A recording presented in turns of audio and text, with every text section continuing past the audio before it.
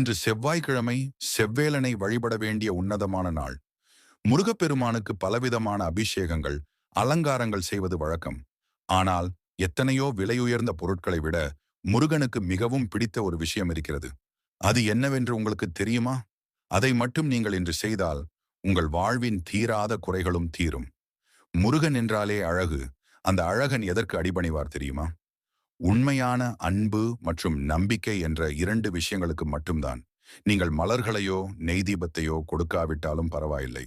முருகா, உன்னை விட்டால் எனக்கு யாரும் இல்லை என்று ஒரு நிமிடம் மனதார உருகிச் சொல்லுங்கள். அந்த ஒரு நொடி பொழுதில் அவர் உங்கள் பக்கத்தில் வந்து நின்று விடுவார். இதற்கு ஒரு சான்று சொல்லட்டுமா? நக்கீரர் பெருமான் திருமுருகாற்றுப்படை பாடிய போது அவரது உயிருக்கு ஆபத்து வந்த சமயம், அவர் முருகனின் புகழை பாடி முடிப்பதற்குள் கந்தபெருமான் நேரில் தோன்றி அவரை காத்தருளினார்.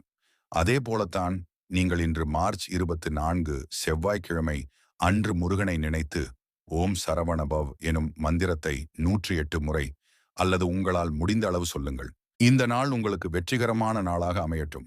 இந்த வீடியோ உங்களுக்கு பிடித்திருந்தால் மறக்காமல் கமெண்டில் ஓம் முருகா என்று பதிவிடுங்கள்.